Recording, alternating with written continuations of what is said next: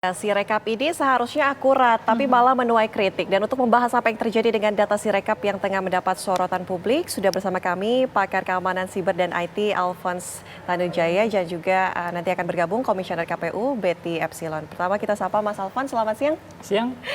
Mas Alphonse, kalau misalnya kita lihat Sirekap ya sejauh ini, kan memang mungkin banyak menimbulkan perbedaan data. Sebenarnya sistemnya sendiri, seperti apa nih Sirekap ini?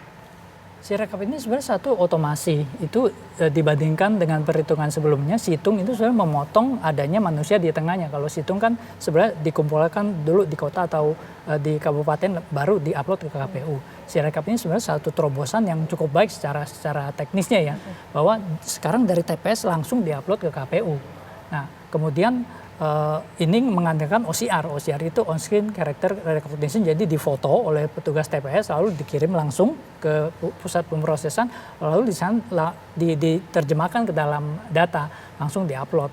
Nah dalam prosesnya ini memang akan ada error tuh sekitar 1-2% ya, yang wajar. Nah kita perlu lihat ini masyarakat gaduh mungkin melihat bahwa ini apakah ada rekayasa atau apa, itu memang perlu kita telaah. Tapi dari penilaian independen silakan dicek di X, ada @gilangraka salah satu netizen yang melakukan pengetesan sampai hari ini error yang terjadi itu sekitar 700 kasus.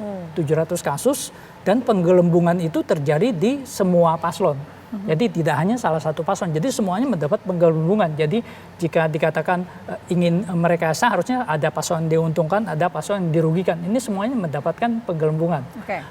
Ada poin terakhir lagi, kalau error itu 1% atau 2% dari seluruh TPS 800.000, itu 1% dari 800.000 itu sekitar 8.000. Jadi kalau 700-nya sekitar 0,01%. Jadi kira-kira masih bisa ditolerir ya, itu error dari OCR-nya. Oke, tapi kalau Mas Alphonse melihat nih, pakar IT melihat ini bisa terjadi, penyebabnya apa nih Mas? Karena banyak yang mengatakan bahwa ini semua ada server dari luar negeri begitu, dari Cina dan lain sebagainya. Anda melihatnya seperti apa? Nah, kalau server dari luar negeri itu memang kalau kita huis situs Sirekap ini kelihatan dari luar negeri. Tapi kan ini perlu ditelaah lebih jauh lagi. Apakah benar itu server dari luar negeri tempat menyimpan dan mengelola datanya? Ataukah ada sebab lain? Apakah ada misalnya dia untuk anti DDoS-nya, dia kan diakses oleh ratusan ribu, mungkin jutaan komputer dari seluruh dunia, seluruh Indonesia. Lalu kalau ada yang ingin nge-DDoS, ingin membuat dia down, dia perlu down melempar trafficnya. Nah kalau lemparnya cuma ke Indonesia, habis trafficnya, dia lempar keluar juga gitu. Jadi hal itu yang perlu dicermati. Jadi kita nggak bisa ngambil kesimpulan berdasarkan huis saja lalu mengatakan bahwa itu ada di luar negeri, itu kurang tepat. Oke, tapi untuk celah teknologi seperti ini dimanipulasi, apakah besar? Walaupun kita mungkin harus jelaskan bahwa Sirekap ini bukan merupakan hasil sah dari pemilu ya. Nanti tetap kita tunggu hasil pemilu bulan depan C1 seperti apa. Nah ini tapi kan tetap menjadi acuan dari masyarakat juga, kesalahan-kesalahan ini. Apakah memang celahnya untuk dimanipulasi ini besar? Kalau menurut pengamatan kami dari error checking yang tadi itu sekitar 700 ya kan. Lalu dari error yang itu sekitar 1%. Lalu selisihnya juga merata. Nah, tetapi memang perlu menjadi catatan bahwa program ini kurang pintar. Kurang pintarnya di mana? Jadi banyak kasus di mana yang tidak logis. Jumlah total itu bisa lebih kecil daripada jumlah suara paslon, kan lucu.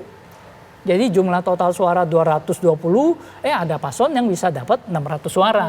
Nah hal itu sebenarnya hal simpel yang harusnya diperbaiki. Itu kan ada kesalahan mungkin dari OCR atau dari prosesnya, atau mungkin dari petugas TPS-nya salah masuk, dia ngantuk atau apa, udah begadang gitu.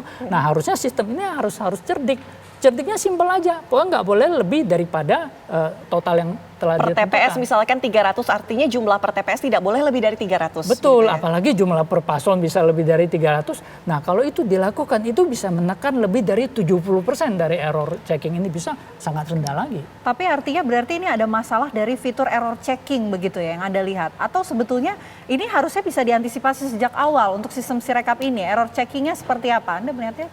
Ya ini yang kita pertanyakan juga bahwa harusnya dengan dana sebesar ini, dengan sumber daya sebesar ini, dukungan dari stakeholder, dari semua kita dari ISP, komunitas kami IGF ID ini juga dengan senang hati dari ISP, dari cloud dengan senang hati diminta bantuan kita akan membantu gitu loh. Tetapi kenapa hal yang sepenting ini bisa tidak terpikir bahwa ini sesuatu yang sangat simpel, total bisa lebih kecil daripada suara dari salah satu paslon, itu yang sangat ini fatal ya. Mas Alfons, tadi Anda katakan bahwa Sirekap ini teknologi yang lebih berkembang dibandingkan dengan Situng ya, kalau kita lihat di pemilu 2019.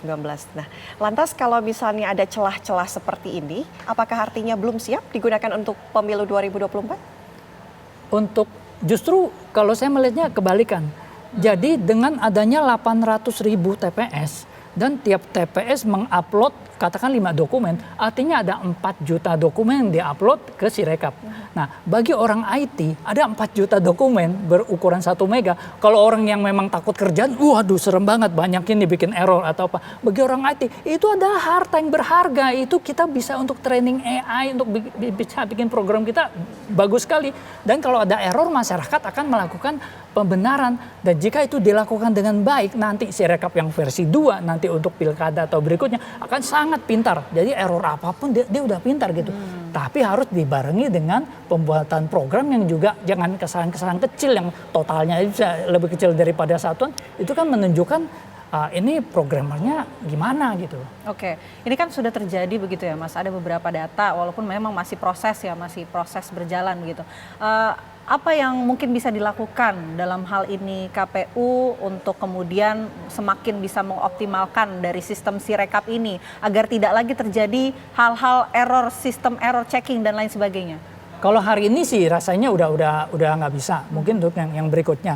Tetapi yang kita perlu apresiasi adalah adanya keterbukaan KPU juga, di mana walaupun datanya berbeda. Jadi data yang di tabulasi yang keluar itu lalu di bawahnya KPU memberikan bukti PDF-nya gitu loh. Jadi kalau dikatakan bahwa ingin mengubah hasil pemilu, lah jelas-jelas di hasil foto PDF itu memang berbeda dengan hasil perhitungan, memang terjadi kesalahan sistem. Nah itu yang kita apresiasi, ada keterbukaan. Dan di samping itu juga kita juga KPU mendorong bahwa masyarakat melakukan kontrol. Jadi banyak seperti kawalpemilu.org yang melakukan kontrol. Jadi di luar dari KPU, masyarakat outsourcing foto lalu kumpulin ke kawalpemilu.org sehingga ada perbandingan, dan ini bisa legitimasinya bisa kuat. Jadi bukan dari KPU aja, dari masyarakat umum outsourcing juga kita melakukan kontrol kalau ada kesalahan. Oke, kontrol kesalahan seperti itu tidak bisa dilakukan ketika saat ini sudah berjalan, tidak bisa diperbaiki dalam semalam untuk sistem seperti itu? Kontrol itu harusnya dilakukan seiring dengan perhitungan manual. Jadi ketika perhitungan manual dilakukan, lalu akan dilihat ke Sirekap. Ini Sirekap ini salah, dibenerin. Dan kontrol yang tadi yang dari masyarakat itu, mereka juga secara aktif melaporkan ke KPU. Jadi dari KPU juga di Google Sheet-nya itu ada, sudah diperbaiki, belum diperbaiki, sudah diperbaiki. Jadi itu masyarakat juga secara aktif melakukan ini dan memberikan kontribusi kepada KPU. Oke, Mas Alfons, kalau melihat masalah peretasan, banyak masyarakat yang menduga ini ada peretasan terhadap Sirekap ya. Melihatnya seperti apa? Apakah ini juga rentan terhadap peretasan? Kalau dari sisi rentan atau tidak terhadap peretasan, setiap situs akan rentan terhadap peretasan. Tetapi yang kita khawatirkan adalah apakah ada yang bisa mengubah hasil pemilu, hasil coblosan kita, itu yang kita tidak mau. Kalau saya lihat secara teknis, pemilu dilakukan secara offline, kita coblos secara fisik. Jadi yang bisa diubah adalah hasil yang secara online. Andaikan Sirekap ini, andaikan bisa diubah pun, tetapi itu tidak mengubah fakta bahwa hasil coblosan ini nggak bisa diubah. Dan di samping itu juga ada dari organisasi independen kan, yang seperti Kawal Pemilu dan kawan-kawan yang melakukan cross-checking. Lalu ada juga quick count yang sebenarnya itu dilakukan beberapa organisasi melakukan dengan sangat bertanggung jawab dan dengan metode yang dapat dipertanggungjawabkan, dengan margin error yang dapat dipertanggungjawabkan, itu bisa memberikan gambaran. Jadi rasanya kalau mau melakukan kecurangan dengan kontrol-kontrol sebanyak ini sangat sulit itu terjadi. Oke, jadi lagi-lagi kalau ingin ditegaskan ya Mas ya, Sirekap ini kan bukan menjadi alat bukti yang sah begitu ya, tapi memang bisa kita samakan dengan sistem seperti quick count begitu untuk jadi bahan pertimbangan transparansi dari pihak KPU dalam hal ini. Betul. Jadi Sirekap ini ibaratnya ya KPU jangan ketinggalan amat lah. Ini quick count dalam waktu 1 kali 24 jam udah bisa memberikan gambaran yang cukup bertanggung jawab dengan margin error yang dapat dipertanggungjawabkan dan institusi yang dapat dipercaya. Ini quick count ini kan seperti kita ngambil sampel darah gitu loh. Ngambilnya cuma sedikit tapi bisa tahu di seluruh badan kita ada penyakit apa gitu. Masa mau ngambil sampel darah diambil semuanya orangnya meninggal gitu loh. Kalau dalam quick count ini kita mau ambil semuanya data sampel sama aja kita kan lakukan real count, itu kan tunggu waktu ya, itu yang akan dilakukan oleh KPU.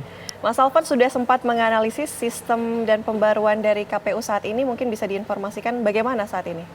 Saat ini data masuk berjalan dengan cepat dan kasihan juga istilahnya sekarang KPU ini ibaratnya mereka sedang kerja tidur pun mungkin sulit ya, dan ibarat kita punya satu server ya di feed dengan data ratusan ribu dari seluruh Indonesia dan dikejar tayang gitu loh. Saya juga memahami bahwa kalau orang IT di KPU sekarang pasti kursinya panas banget ya kan. Tetapi dan yang dilihat cuma buruknya aja kan, difokus ini Sirekap salah di sini. Padahal kita harus lihat juga secara keseluruhan yang tadi ya, berapa persen error checkingnya dan margin of errornya, dan supaya masyarakat juga objektif juga dalam menilai dengan kondisinya. Oke, baik, terima kasih banyak Mas Alfon sudah memberikan pencerahan ya untuk kita dan juga pemirsa tentunya untuk bisa mengenal sebenarnya bagaimana cara kerja dari sistem Sirekap ini yang sempat lagi-lagi membuat kontroversi ya.